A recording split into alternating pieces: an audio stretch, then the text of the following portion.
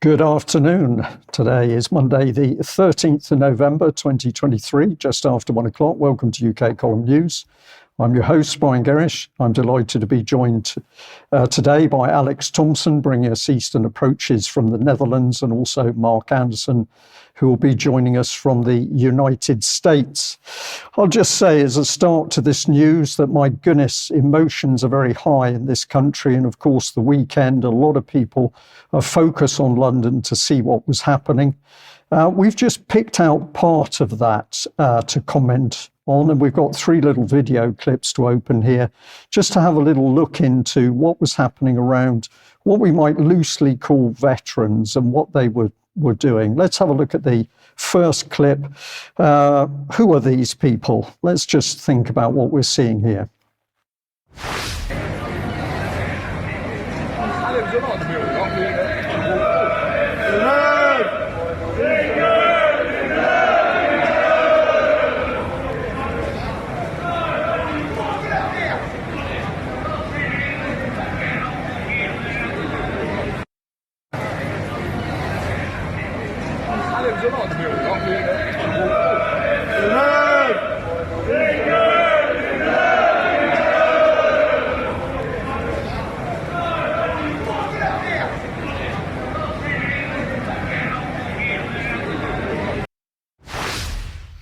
Now, we obviously played through that little clip twice just to get the effect of the noise, but as I watched it, my mind was taken back to the days when we used to have problems at football matches.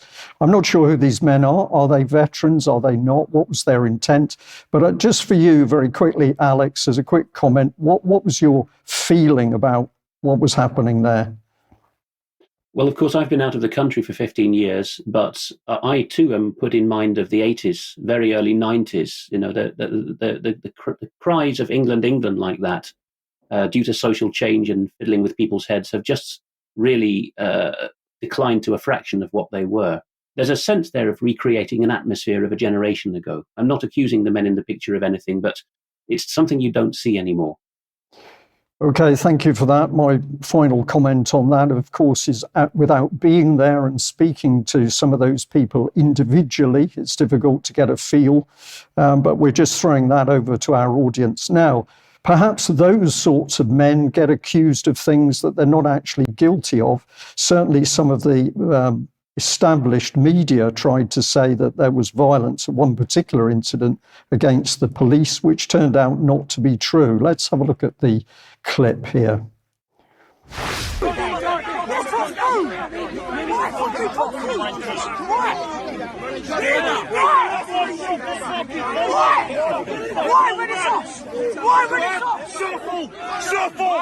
Shuffle! Come on!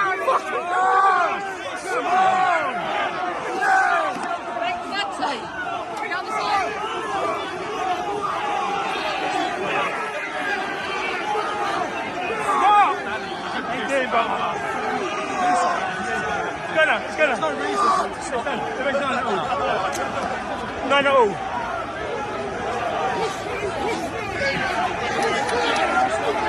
I know. People eating. Oh, there you go,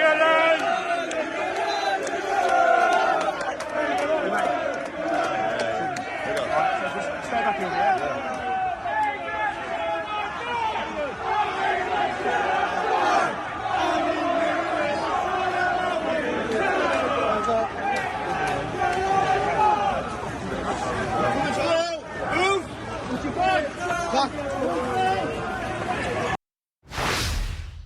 Now, the key point here is that some of the mainstream media tried to say that the police were assaulted in that clip, although the clip itself shows the police were pushed aside, but I would say not directly assaulted. So whatever we think about that crowd, their actual actions might have been forceful, but overall we could say they were peaceful. But who are they? What was their real intent in being there? If they were passionate, are their passions justified? Are they frustrated they haven't got a voice? There are many questions to be asked, which of course the established media is not asking. Let's have a look at this wonderful veteran. I don't know this man's name. I'd like to know, but I thought that this was an absolutely fantastic little clip by a veteran. What a lovely morning in the nation's capital. Just arrived on the train, making my way over to Westminster. Now, if I was here as part of the Free Palestine march, not a problem. But as an ex-serviceman turning up today, I've been labelled as a far-right yob. That's what I've seen in the press this week. If you label me, you negate me. But do you know what? I'm part of the silent majority who is finding a voice, becoming less tolerant of people who are disrespecting my culture, your culture. As an ex-serviceman, I fought for my country. I buried my comrades, and although I'm not a religious person, the cenotaph to me is about as religious as it gets, and I won't have it touched in any way, shape or form. I won't have it desecrated. That's me. Alex, can we understand how that man feels? Do we disagree really with what he had to say there? I cannot disagree with anything that this Welsh veteran says. The cenotaph, with its 1920 inscription on it, "The Glorious Dead," to my mind, is desecrated by the people in the building slap bang in front of it, the Cabinet Office, the hub of the British government, who commit treason after treason on our armed forces and every other branch of government. But in a secularised and anti-intellectual age that we're now in, for which the media bears much of the culpability as well as the education system, this veteran is on the button. This is the last vestige of religion we have left, the 11th of November and the nearest Sunday. The Church of England has co-opted it, which is now a godless church. So we've got a shell of national religion. We're now at a very brittle choke point at which we can easily be assaulted and be told by the media in particular which of two opposing camps of alleged yobs to support. Alex, thank you for that. I'll just highlight, he said at one point, if you label me, you negate me. And of course, this is what is happening across the board. Groups of people who are really concerned for the right things are being labelled. And we're going to suggest later in this news programme that our own government is part of this labelling process. But let's just have a look at how the BBC dealt with matters. And we're being a little bit cynical here, of course, but the picture by the BBC was of fake poppies, and I think that's appropriate for a fake BBC. But here was how some of the reporting went. Sky News put out a breaking where people were supposedly assaulting the police. That was untrue, and that post was deleted. We also had what I've called the Nazi trope here, rise of the new Nazis. So here are people inflaming the whole thing without looking at the wider process. And then this one I've called inflammatory piousness, where we're back to GB News, where we have a spokesman sort of saying that basically no idea why there should be any of this trouble in the world, because of course we, the UK, are doing all the right things. It's all those other nasty people out there. So a little bit of reflection on that. But we also had other social media messages. This is the sort of emotional one for me. The man, obviously in the First World War, nearly at breakdown point. Somebody says this man would have been deemed a far-right racist, and they're absolutely on the button. This is more thoughtful. Somebody is saying maybe it's time to admit we're being governed by criminals.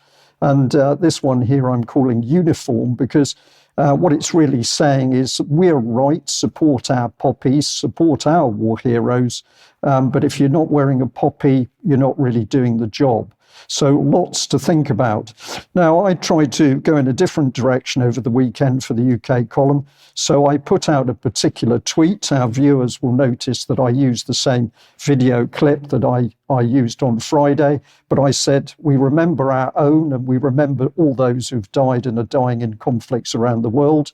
Surely they would all want the violence and killing to be stopped. And it's our duty to make the peace a reality. Are you strong enough to stand up and call for that peace? And that is the UK column's position. It is peace. We put out the video clip, and we also changed that slightly to reflect it's not just our gardens, the poppies grow in the fields. And I did have some really wonderful feedback. But have a look at this that was posted underneath. Well, first of all, Tommy Robinson appeared on my Twitter feed, if you like. But a particular gentleman here said the British police tried stopping us from getting to the cenotaph, but we succeeded. He went on to talk about something else. Let's have a look at it. The British are the enemy within. Just look at this. They have destroyed England. I utterly despise them. So I asked this gentleman, who are the British? The next post was the British do not exist. This is a union created by Fabian Tories. So 1 minute it's the enemy within, the next minute they don't exist. So I asked my question again, and of course the response was silence. But what we're seeing here, of course, is deep division being created within our country. And here is the break, British English. What does this really mean? And the only thing I will say is that this particular veteran, I absolutely agree, he's correct that he's seeing that corruption is the problem. Alex, I'm going to pass it back to you, but we've got to be very careful of our time. Yes, my mind goes back to my native Bedfordshire and the year I left Britain, 2009. Tommy Robinson, whom you mentioned, real name Stephen Lee Actually Lennon, had a core of really concerned people around him at the time. There really were some Luton Pakistani Muslims yelling British soldiers go to hell and desecrating that town's cenotaph and everything that Armistice Day stands for. Whatever happened since shows the co-option of that. But we see the same in the other protests. We see very many people, as you covered on Friday, very concerned about Israel's strategy and tactics in the Gaza war. And they also are tarred with the same brush as the extremists in the crowd by the media. But let's go on to consider what happened at the cenotaph. Here we've got Morgoth's review written in the northeast of England by, I would say, the leading ethno-nationalist thinker of roughly my generation. And he has a very pertinent point to make. He's well aware, not least because of our coverage of Mindspace emanating from that very cabinet office in front of which the cenotaph is built, for obvious reasons. And he says the British government has been confronted with a rather sticky geopolitical situation.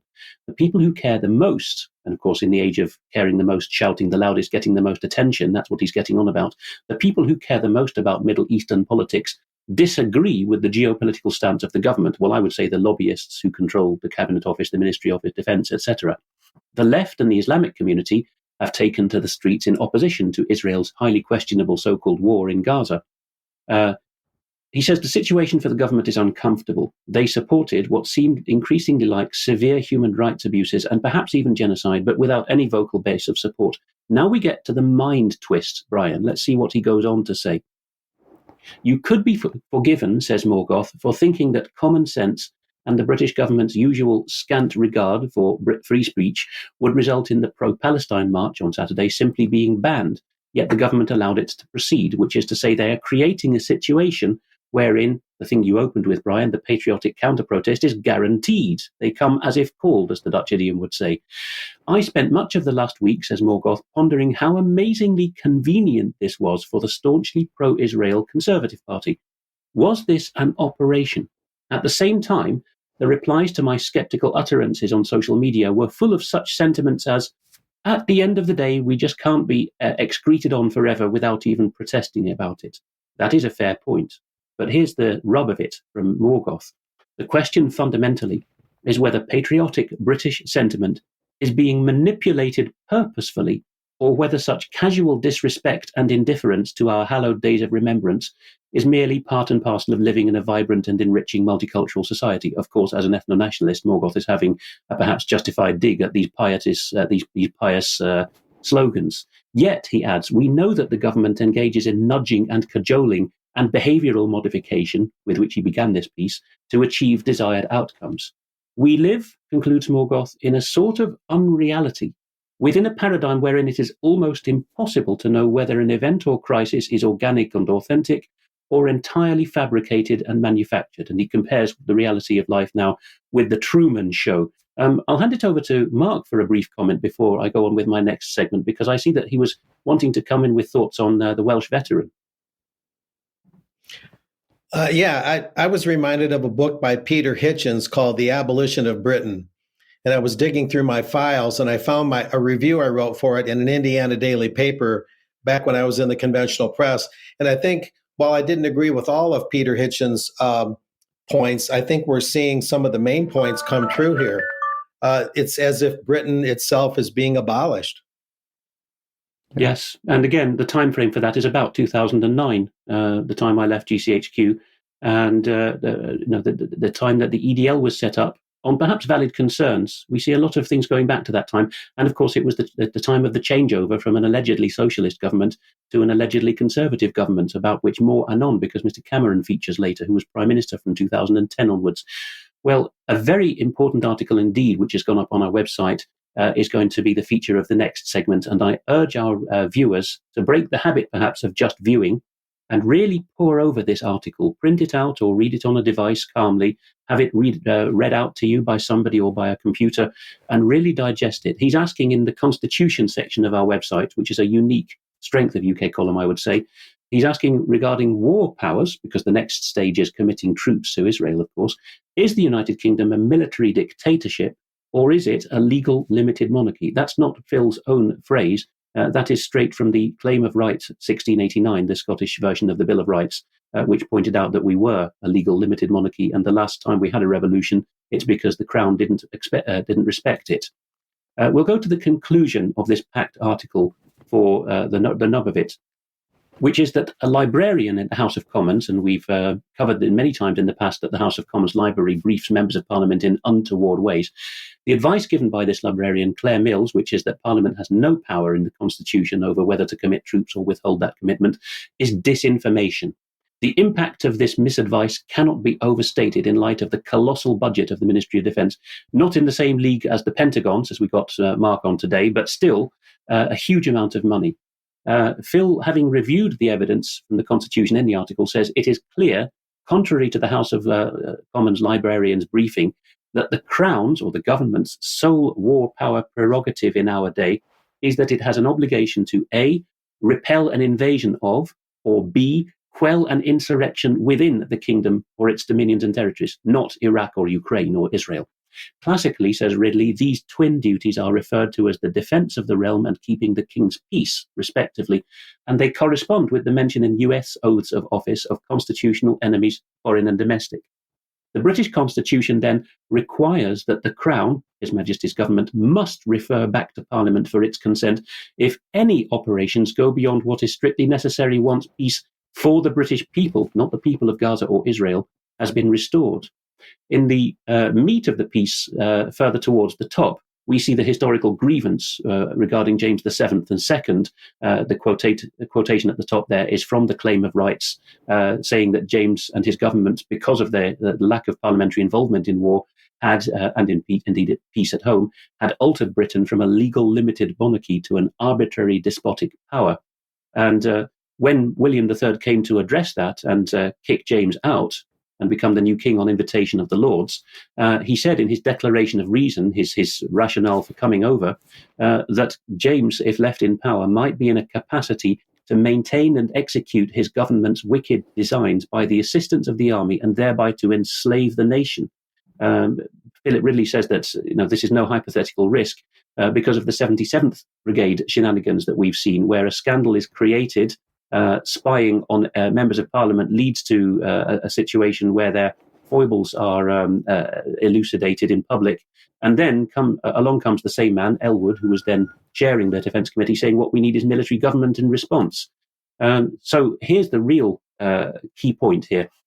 Print out, please, in particular, this bit, and pick one piece from this section that Philip Ridley has carefully put together with his expertise and write to your Member of Parliament about that one. Don't put too many points in it, just one at a time.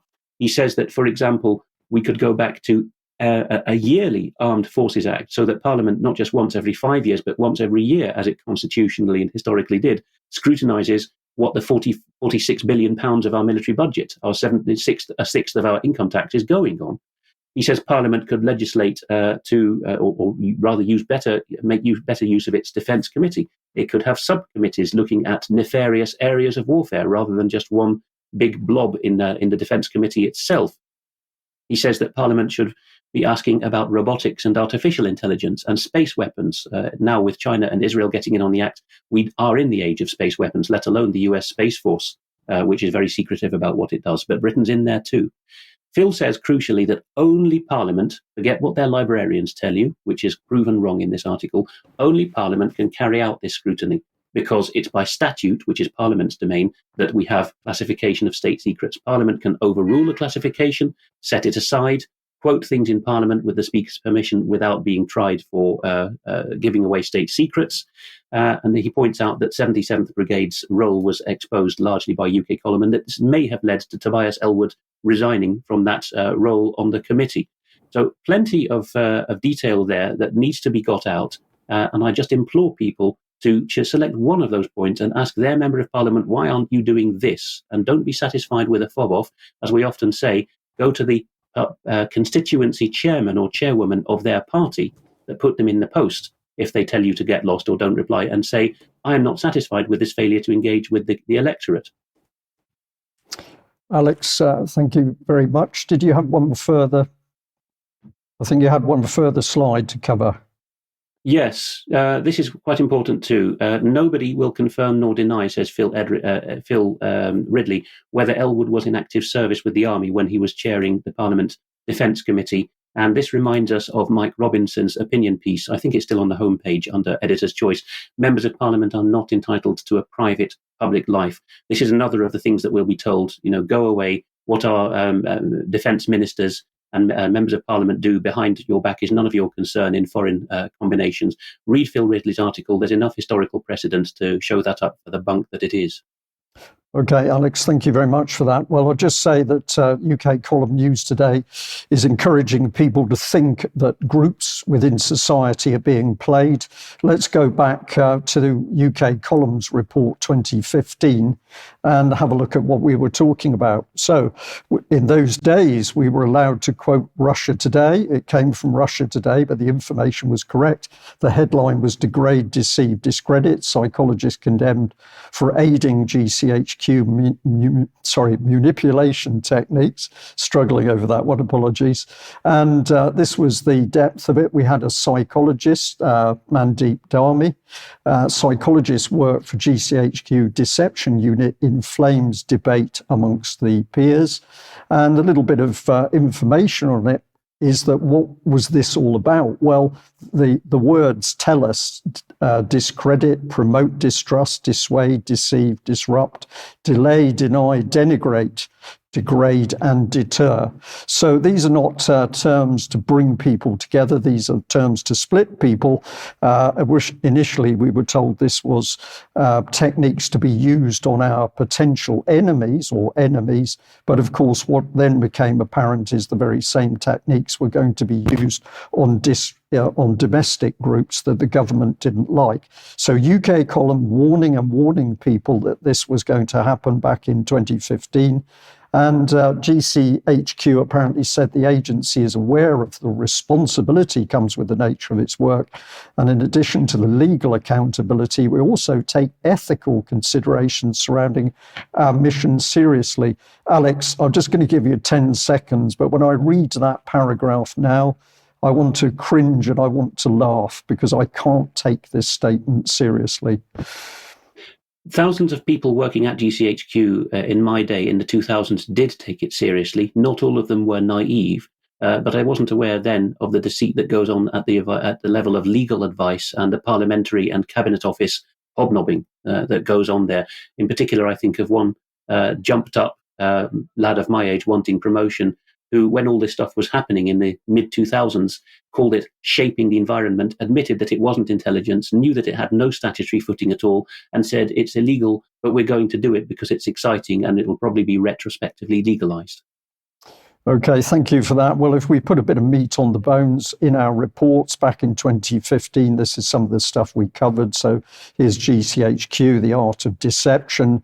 There was more to it. I'll let you freeze the screen so that you could have a look at this one's called Gambits for Deception. But we've also got The Guardian here in 2015. British Army creates team of Facebook warriors. And this, of course, was highlighting what was coming with 77 Brigade. And of course, 77 Brigade boasted that it was going to be supporting the government in surveilling the population during COVID. This is a little bit of historical track record. Report with The Guardian, recruited by MI5. The name's Mussolini. Documents reveal the Italian dictator got a start in politics in 1917 with the help of a £100 weekly wage from MI15. I think we'll talk about this a bit more in extra time, but the point I'm making is, can we trust our own government? And it appears historically and in the present time, no, we can't. Here's another article that we reported about a summit at a discrete location. And we've got big names. So we've got Apple and Google meeting with former CIA and also GCHQ personnel. Of course, no minutes of the meetings. We've got to simply trust these people. They've got their best interests at heart for us. We go on. We had the government clamp down on free speech in Leveson. And at the time, we highlighted in Mr. Leveson's work that an email from myself had turned up in the trial bundle in reference to a case involving the former head of Scottish law, Eilish Angelini, and I asked if that was hacking. And of course, if we think back, UK Column's also given a lot of detailed comment about warnings by the Chief Constable of Devon and Cornwall in this place, where he said it's fatal to let the Secret Service into the area of ordinary crime. So we've got fully qualified people desperately worried at the encroaching power of the state and secret services. Again, I'm going to let you freeze the screen on this, but here we're also warning about the UK government's involvement in torture in Guantanamo Bay and elsewhere around the world. But we, the population, are told to trust our government. And if I just bring in this one, this is the web around David Cameron at the time when we had child abuse exposure coming in UK. But it was very clear that far from working to bring the child abusers to account, it appeared the government under David Cameron was almost working to close this down. So in the little diagram there, you can see some of the links. But remember that MI5 was in the sidelines and had also taken steps to make sure that no bad reports had come out about child abuse. But the point we made back in August 2015 is that David Cameron was responsible for the UK intelligence machinery as a whole. And where does that take us?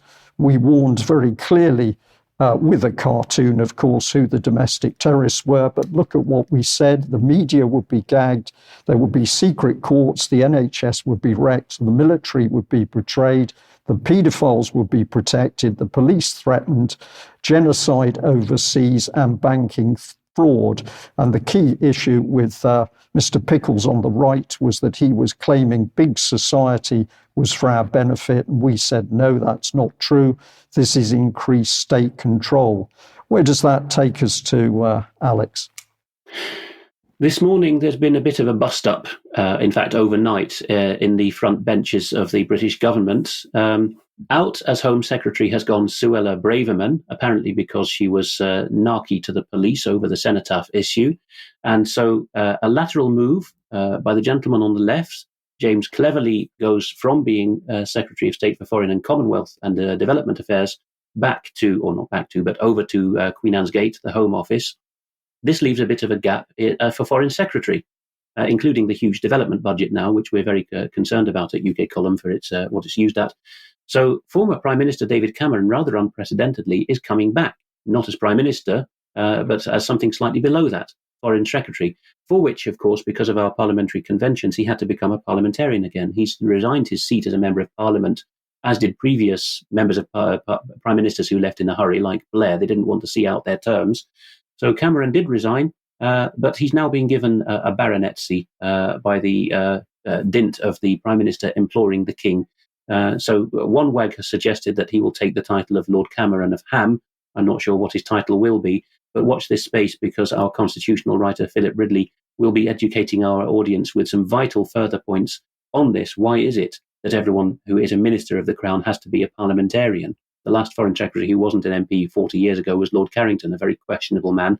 But since then, the convention's been you have to be a member of Parliament. So the Foreign Office will only have a junior spokesman in Parliament, in the House of Commons. Thank you, Alex. Well, extraordinary and I'm going to say frightening that Cameron should be coming back into politics. But we've also had rumours that Tony Blair was going to be the ambassador for peace for Israel. So that should fill us with combination. Now, let's bring Mark in. Mark, you're going to talk to us about decarbonising the world. Indeed. Just one moment. Yes, that what you're saying there is almost suggesting that maybe on our side of the pond, Obama or Clinton will come back, in which case I'll really be terrified. We'll see what happens, right? Yeah, what we have here is the Infinium website, a technology website, and something very strange is happening. And today's report by myself will delineate that. All of a sudden, just within the last couple of months especially, we're hearing the word decarbonize, along with the words climate breakdown, very catastrophic, very chilling, gloomy kind of projections. And so with decarbonization in a world wall to wall with carbon-based life forms, how do you decarbonize? Well, they don't fully explain that. But on this Infinium website, we see things like this next slide, help us confront climate change. More than 25% of the world's harmful CO2 emissions, CO2 being a gas of life, are generated by planes, ships, and trucks that move goods and people around the world. Well, that's extra CO2, they say, from these emissions.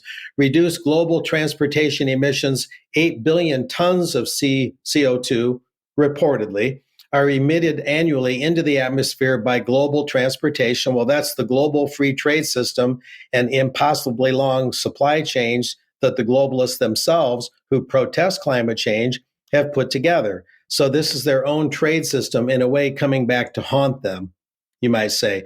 Now, in this context, we're hearing that the answer to our prayers is something known as e-fuels. And this is also something that, while not unheard of, is being trumpeted as loud as possible just in the last couple of months. E-fuels, as this slide shows, are otherwise known as electrofuels. And they're a class of synthetic fuels, a type of drop-in replacement fuel. They are manufactured using captured carbon dioxide or carbon monoxide together with hydrogen obtained from sustainable electricity sources such as wind, solar, and nuclear. The process uses carbon dioxide in manufacturing and releases around the same amount of CO2 into the air when the fuel is burned for an overall low carbon footprint. That's the holy grail of achievement there, low carbon footprint, as we all know. Electrofuels or e-fuels are therefore an option for reducing what are called greenhouse gas emissions from transport, particularly for long distance freight, marine, and air transport.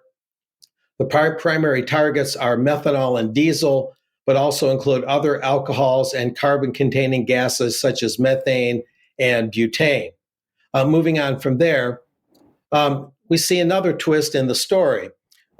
Nearby here in Illinois, a couple states away from where I'm at, Western Illinois to be exact, we have Illinois farmers and environmentalists. This is a Chicago Tribune article, a very recent one, celebrating the defeat of a $3 billion CO2 pipeline. CO2 pipelines, I wasn't aware there's too many of those in the world.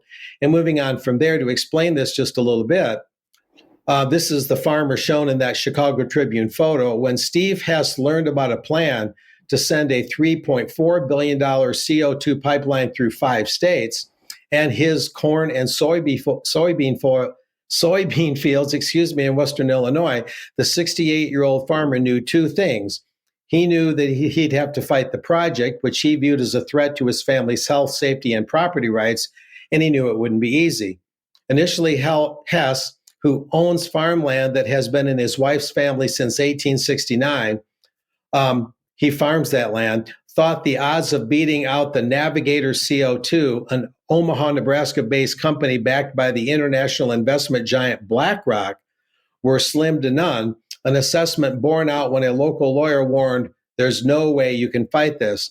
So we have BlackRock, which is typically marching to the climate change hyper environmentalism tune behind a CO2 pipeline, which is rather ironic.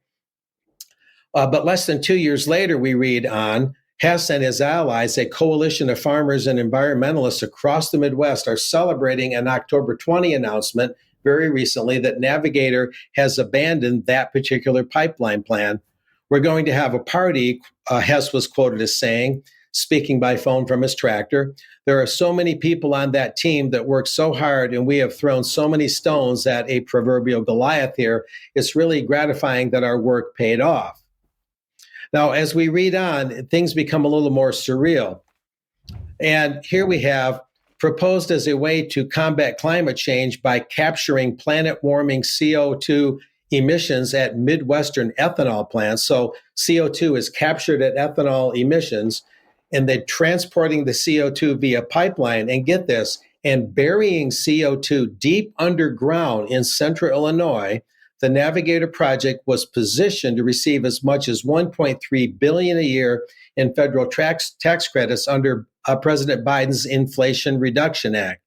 So get that, harvesting CO2 from emissions from ethanol and actually sending it in a pipe only to bury CO2 underground. This is just amazing. And again, this is all very relatively recent developments that we've barely heard of. And so this is what we're seeing. Meanwhile, we have another aspect of this. And in this next slide, we have the father of global warming. He's known as, in fact, as the godfather of global warming, going back to the 1980s. And this is a Associated Press headline. Pioneering scientist says global warming is accelerating. Some experts claim some experts call his claims overheated, And there's a picture of James Hansen, the godfather of global warming. But he also said in another paper that he wrote, which has been quoted widely, that even decarbonization now isn't enough. So we're seeing a development of technologies and different actions and different pursuits that are really showing that they're really ramping up the overall climate change narrative in ways that were not very common even just a few months ago. And Mr. Hansen, in saying that decarbonization is not enough, I'm pulling up an article here on another screen. He says that we need the rapid phase down of CO2 emissions, requiring a rising domestic carbon fee with a border duty on products from nations that don't have a carbon fee. Secondly, going beyond just decarbonization, Hansen says the West must cooperate with developing nations to help them achieve energy paths consistent with a propitious climate for all. And thirdly, Hansen believes that increased global warming will bring dangerous consequences. So therefore, he argues we should research and develop temporary, purposeful actions to address Earth's now enormous energy imbalance. And he says that imbalance, and get this, the imbalance comes from the fact that we've cut down on other pollutants, particulate matter and things like that. And the air is actually cleaner. But he says the ironic consequence of that is there's less particles to reflect solar radiation back into space. Therefore, with cleaner air, now supposedly we have more global warming. So these are a lot of the contradictions and ironies that are coming out around this issue, but they're really ramping up the narrative on climate change and global warming overall. Thank you very much. Thank you very much for that, Mark. They're ramping up the rhetoric. Could this be that their argument is starting to come undone? We'll stay on the case. Well, we'll say to our audience, if you like what we do, please join UK Column. Please become a subscriber because, of course, it's the subscriber base that keeps us going. We can only do what we do with your financial support. So have a think about that. And of course, you can join in the community. You can also help us by purchasing something for the shop. And also, we just like to point you at the annual lifetime membership, which you can buy as a present for somebody else and encourage others to get involved with UK Column. So you might like to think about that. And of course, we say, please share the information, because the whole point of what we're doing is to get the word out far and wide. Now, we've had a number of emails over the last few weeks. Some of them are quite tough, and we're big enough to take those tough emails. But I just thought I'd put one up today where somebody was giving us some praise. And Mike Walsh says, very powerful show yesterday, Brian. UK Column is simply the best news programme out there. Wishing you and your family best wishes for this Remembrance Weekend.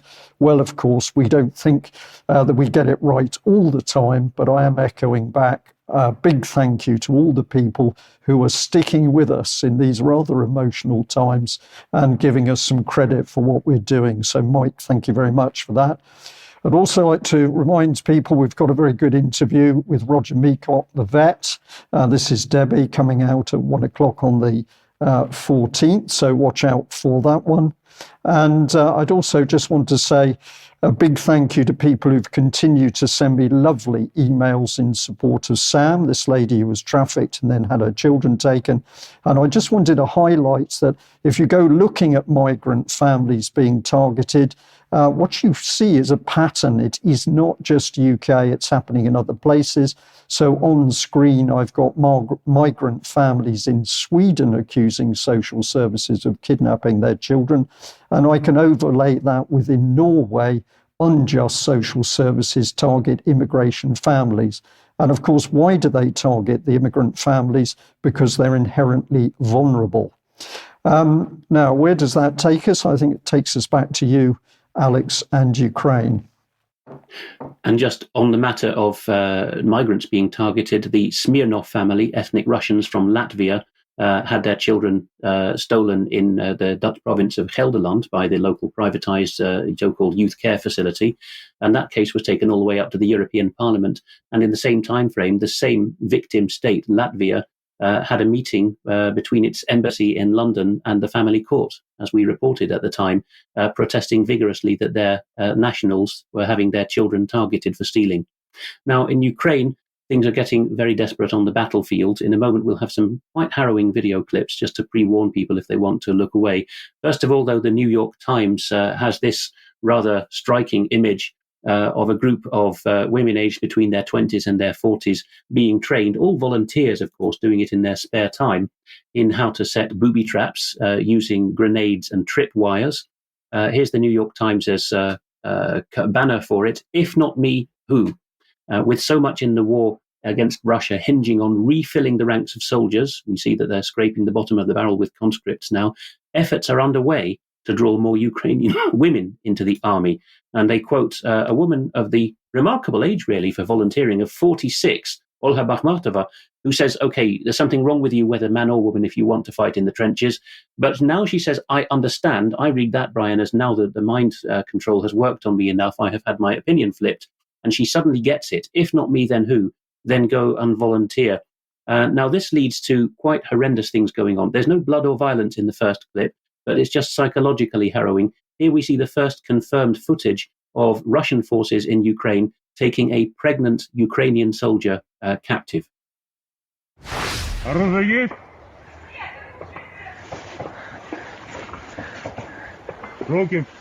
Руки подними. Пойдем только медленно, не спеши. Серега, контроль. Не дергайся.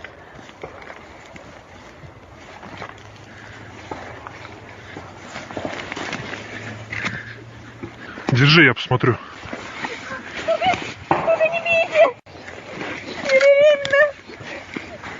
Ты что тут забыла, беременная?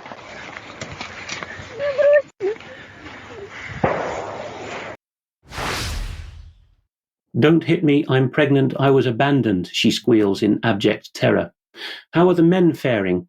Well, the next clip, I'm afraid, does show death, so be advised. You will hear from the right-hand oral perspective, the right ear, that a Ukrainian speaking in English is telling a mixture of Ukrainian and foreign volunteer mercenaries to stay in their trenches and not think of deserting. The wording is not quite that explicit, but keep a look at the left background of the image and you will see two men walking in a crab pincer gait, presumably again to minimize the chance of being hit by a mine. They are reportedly, we cannot confirm it, reportedly they are American mercenaries in what's called the barrier detachment, in other words, stopping men from deserting, and they steal across the image and shoot dead the two men who are coming up out of the foxhole, out of the trench without permission, who are making as if to escape. And this is caught on the head-mounted camera of one of them, who ends up slumped horizontally on the ground as he's shot. You will see that the other man who's trying to desert is then finished off. So we can't place exactly where this happened, but it is not contested that this has happened in the last week.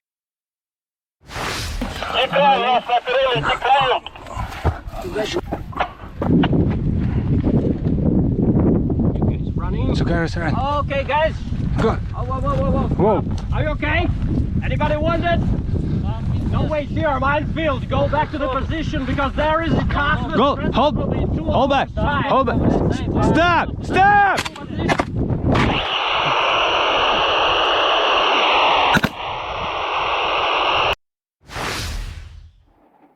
Really brutal, and it is reported that these are US men who are being, counted upon for their loyalty, which has been bought or ideologically obtained, to finish off conscripts who are wanting to desert a hopeless scene in the battlefield. What's been happening in the meantime in Brussels? The European Commission, the bureaucratic or executive arm of the EU, has announced in a press release of Wednesday last week that it has adopted the annual enlargement package, which sounds a very questionable thing, but is just the standard European language, EU language for policy papers each year on who gets to join the club. And the EU has decided that the front of the class this time are Ukraine and Moldova, and then behind them are various other European countries, Eastern European fringe countries, Georgia, and various Balkan countries. But Ukraine and Moldova have been such good pupils that the Commission has recommended, this has to be ratified by Council and Parliament, that accession negotiations now formally begin. So the Ukrainians are looking at formal EU membership before too long, including the Moldovans with the frozen conflict in Transnistria with its Russian bases and presence. This is going to get quite sticky. In reporting this, Politico, in its Brussels arm, which is widely read by Eurocrats, says that in the byline here, US support for Ukraine is risking waning, i.e. it is waning, and the EU is pulling Kiev in, i.e. by this measure of making them a formal candidate for accession. Brussels will have to shoulder a much larger share of the burden. There are two children waving the EU flag in Kherson depicted, and here's the analysis from Politico. While the EU is pulling Ukraine closer, the US is loosening its ties. Washington is shifting its foreign policy focus to the next war in Israel, and the US Congress was divided on supplying more aid to Ukraine, a very hot potato recently. Where does this leave Zelensky? Well, in picking up something that's been reported by Sputnik, which is, of course, a very partisan source, the Asia Times, based in Hong Kong and Thailand, is reporting there is a growing consensus that the West wants to replace Ukraine's president. Larry Johnson, well-known ex-CIA commentator, says that CIA and MI6 are already setting Zelensky up for a fall. Either he will be forced to call elections and happen to lose them, as it were, massaged loss, or if he says niet to that, he will be replaced in a Maidan-style upheaval, which, of course, Ukraine suffered at the hands of Britain and America nearly 10 years ago. There's been other things going on very quickly, such as that Major Gennady Chastyakov, who is the right-hand man of General Zaluzhny, who is in the running apparently to be the next anointed successor on behalf of the West. That right-hand man of General Zaluzhny was blown up in a very suspicious grenade incident, which was put down to an accident with his son's birthday present. And this would have been the man coordinating General Zaluzhny's march on power, as it were. And it just so happened that The Economist, mouthpiece for the British deep state, got a long interview featuring the virtues of General Zaluzhny recently. So that could be the way that wind is blowing there. At the end of this segment, Zero Hedge, picking up on the Washington Post, a big establishment newspaper in the US, of course, reports, and the show notes will have the link to the Washington Post piece behind a firewall and also to the Zero Hedge cover story, that the Washington Post has dropped a bombshell on the Nord Stream issue. Now we've got the naming of a colonel, Roman Chervinsky, as apparently the Ukrainian special ops man who oversaw this. Whether he's a fool guy or not, it remains to be seen. But one of the system papers, the Washington Post, has decided to finger him. And this could again be down to this deniability that Zelensky could say, I didn't order Nord Stream, but Chervinsky, being one of Zaluzhny's men, could be then set up for the fall. Alex, thank you very much for that commentary from people watching UK Column News today. Is it's so difficult to keep up with what's happening in the Middle East and Ukraine. And of course, this is part of it, isn't it? How do you control the mind of the population? Well, they're confused. They don't know which bit to look at. But of course, what we should be focused on is the men and women creating and prosecuting these wars overseas. Despicable. We've now got pregnant women on a battlefield created largely by the West. Mark, let's bring you in, because while all this is going on, of course, we should make sure we're paying attention to the growing power of urban leaders. The global cities thing is moving on. It's been going since 2015 in earnest. I've been covering it since 2016. Today is just a basic update. As of today through Wednesday, the Chicago Council on Global Affairs, that's the former Chicago CFR, is having its annual Pritzker Forum on Global Cities. That's the same family as J.B. Pritzker, the governor of Illinois. Lots of money there, Hyatt hotels, lots of other wealth. And this year's program and theme, as we're seeing here, is Harnessing AI Tools for Urban Leaders, November 13 through 15, Chicago, about 90 miles that way across the big lake. And here's a little bit of information just to put a little frosting on the cake. Artificial intelligence is reshaping our world. I've reported on this before a little bit. It can help efficiently deliver social services, maybe even pizzas, right? Identify workforce trends and necessary skills, and provide localized climate predictions. How convenient. But without ethical and transparent use, that's true, AI can easily exacerbate inequalities, intensify surveillance, you think, and imperil democracy. Now it's incumbent upon leaders at all levels to internationally leverage AI's potential, intentionally leverage, rather, AI's potential and internationally for the good of society and the planet. This type of impactful leadership is only possible when great minds, they're talking about themselves here, when great minds are converging to share experiences and build a collaborative future. Such humility. That's why today, tomorrow, and Wednesday, the Pritzker Forum on Global Cities will host Harnessing AI Tools for Urban Leaders. Do not miss this opportunity, etc. And if I can't get there in person, say tomorrow or the next day, I believe they're going to live stream it. And sure enough, stay tuned next week for video clips from the Global Cities Forum, Harnessing AI. I'll have something for this, something on this next week, gentlemen. But we have to keep in mind what the Global Cities movement is about, and that's to give municipal leaders powers beyond their normally delegated city charter powers, beyond their normal municipal powers, and get them directly involved in national and even international policymaking, which is constitutionally unsound and basically unlawful. So there's a lot going on in terms of bending the rules of civics and bending the rules of constitutions going on here. And that's the bigger picture. And then we just look at the individual topics being discussed and how the dynamics work. So much more next week.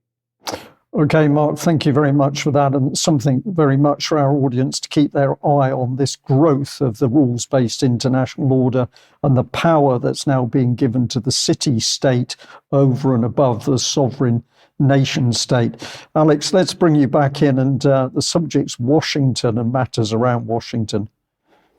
Just down the road from Washington, D.C. Is the closest thing the United States has to a city-state, the mini-state of Delaware, not quite as small as Rhode Island, but one which has decided to turn itself into a special kind of jurisdiction where all kinds of nefariousness and tax breaks happen. Well, it's run by the DuPont clan, originally French manufacturers of chemicals and armaments. Many accusations of an eyebrow-raising kind about that family. But the Bidens moved from Scranton, Pennsylvania in Joe Biden's father's time to Delaware for work. And Zero Hedge, again, doing its service of picking up on what the Washington Post is saying behind its paywall, correctly reports on this as follows. As the mainstream media turns on President Joe Biden heading into the 2024 election, the backstory to that is that the Obama clan, I think, wants him gone because he's an embarrassment. The Washington Post decided to bring to prominence a little-known connection between the Bidens and the DuPonts, which I won't go into. It's a yawnsome detail of how the social climbing Bidens managed to get themselves into an exclusive East Coast golf club. But how does Zero Hedge headline this? The Biden-DuPont nexus, from a prestigious golf club to a controversial child rape plea deal. Could this be the next thing that the US system press is allowed to find out about? Zero Hedge is already. This isn't in the Washington Post piece that they picked up on. But when Beau Biden, Joe Biden's son, was state attorney general in Delaware, he gave a plea deal in 2009 to the DuPont heir who was accused of raping his own toddler daughter. A 20-year sentence was wangled down to a no minimum prison time statement on the basis of fourth degree rape. Now, of course, Biden Jr. claimed afterwards it was a shaky ground for the case, and that he probably wouldn't have got the conviction through court. But given the amount of connection and social climbing between the families, who knows? These things are now allowed to be noticed. Now something about the banning of Dutch and German parties proceeding apace. Forum for Democracy, this has just come through in an email as a press release. I'm just pointing this out for the sake of the constitutional matters here. They're finding that their members of parliament are now accused of breaking House rules, which the House internally has set on its members for the carrying out of second jobs. And Forum for Democracy has said, no, we declare everything we do to the taxman. And at the bottom in red, they have put the key point, which is that on a matter of principle, our members of parliament only give accountability to the electors, not to cartel members in parliament. And they say that there's no constitutional basis whatsoever for these so-called House rules on good conduct. Same things are happening in the British Parliament and other parliaments as well.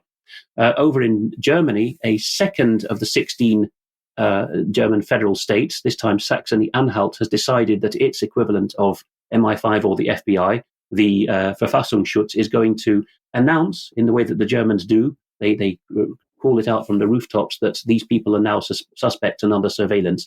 They deliberately aren't secret about this because it's a measure to terrify the party and would-be supporters. So they're now, besides Thuringia, a neighbouring state, both of them are in eastern Germany where the AfD is much more popular, they're now under surveillance. But look at the poll here, carried out for Bild, a very mainstream newspaper, by the polling agency INSA. It just so happens that on the eve of this announcement in the state of Saxony-Anhalt, AfD had edged out the system conservatives, the Christian Democrats, to overtake them to first place in polling. I'm sure there's no particular connection there, Brian. Okay, if you say so. I think there was another image to come up on that one, Alex. There is, yes, because this has gone a lot further. People will remember the Holocaust survivor Vera Sharav, who spoke a lot to Rainer Füllmich, who is now in German detention. And as reported in this blog, in August 2022, as the press clipping here shows, that Vera Sharav was already accused of trivializing and denying the Holocaust, or Shoah. And this charge was outstanding from then, because she had said, I can see the Third Reich at work in what's happening in COVID. So Uwe Auschner is reporting that the Bavarian prosecutors, very similar to what happened with Forum for Democracy's Dutch MP recently, Gideon von Meyer, and as I reported last time I was on, they sat on a charge like a sword of Damocles hanging over him for more than a year. And in this case, it took them an alleged 15 months to translate back into German a speech that Vera Sharav gave in very clear English about her fears for the return of the Third Reich, even though a German translation was available online at the time she gave the speech. And the Nuremberg police went through all the rigmarole of saying, of course, we need an official translation, and it took 15 months. Remarkably, as with von Meyer in the Netherlands, so with Sharav, the charge suddenly gets trotted out and whacked at her, and you must come and answer questions just at a time when the German opposition is gaining traction. Alex, thank you very much for that. Well, we're going to end on the subject of China, and we're a little bit tight for time, Mark, but take us through what's happening with regard to women now in China. Once again, ironies abound, gentlemen. China, long known for being overpopulated and having its one-child policy, is now, as the U.S. propaganda belt Voice of America, VOA, is reporting, China is now facing a demographic crisis. Reading a headline, facing demographic crisis, China pushes women back into the home. The implication being that they're being coercive and making women put on the apron by force. Is that true? Hard to say. Very briefly here, Zhang Nifeng works for a Japanese company in Beijing, married 12 years. She and her husband don't want children. So the VOA is talking about a particular couple that's focused on their careers, making money and enjoying life. They enjoy the freedom. They don't want children. Yet, Chinese leader Xi Jinping has in mind for women something different due to the economic consequences of a rapidly declining birth rate. Same thing's happening in Japan. I've been reporting about that, among others. According to statistics from China's National Health Commission, China had 9.56 million live births in 2022, and that's a 10% drop from 2021, setting a record low and ushering in China's first decline in population growth in 61 years. Moving on from there, in 2022, about 6.8 million couples registered for marriage, half of the number in 2013, and the lowest level since official registries began in 1986. Speaking at the 13th National Congress on Chinese Women, October 30, the Chinese leader said China must actively cultivate a new culture of marriage and childbearing. Very conservative sounding, almost Christian sounding, right, by the communists.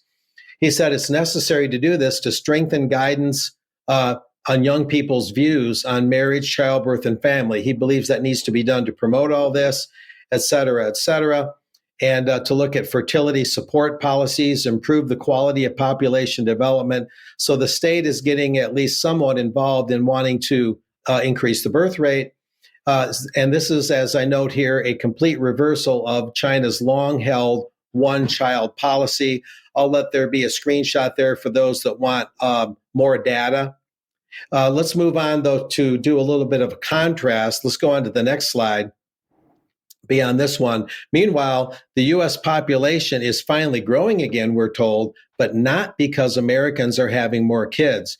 Indeed, very much the opposite in the so-called Christian established nation of the U.S. Very much the opposite has been happening. And we see now that Roe v. Wade didn't do so much to trim the outright killing of children through the abortion industry. Here we have New York Times reflecting the Guttmacher Institute. To the left, we see around 465,000 abortions were recorded across 50 states and Washington, D.C. in 6 months of 2020. Remember, Roe v. Wade was overturned in June of 2022. And then by 20, here we have on the right, around 11,000 abortions were estimated across 36 states and Washington, D.C. in the first 6 months of 2023. So moving on from there. I'm not sure where that one takes you. I think that takes us on to Alex. We're going to have to end there, Mark, actually, if you like, just to give us a very quick summary comment. But basically what's happening is the U.S. is going the opposite direction of China and decreasing its birth rate to near zero while China is trying to increase it. And the abortion industry is going full tilt with something like a total of 500,000 abortions so far in 2023 alone in the U.S. So. Okay, Mark, thank you very much for that. We must end the news there. I'm just going to say as a little bit of a summary for our audience, please have a think about what is happening around us and why. We need to think with some depth and detail about what's happening, who's creating it and why are they creating it. We might ask ourselves, are they creating a better world? And for me, it's obvious they're not. So if you want to judge other people, don't lump them together as a group, judge them as individuals by what they say and what they do. That is a good approach to really get to the bottom of the people causing this terrible trouble and violence and killing in the world by their own deeds and their words. We'll leave it there. Thank you very much for joining us. And a huge, huge thank you to all of the people who are supporting UK Column. Thank you so much. We'll leave it there. We will be back for extra in a few minutes, so stay with us if you're a subscriber. We'll end there. Bye-bye.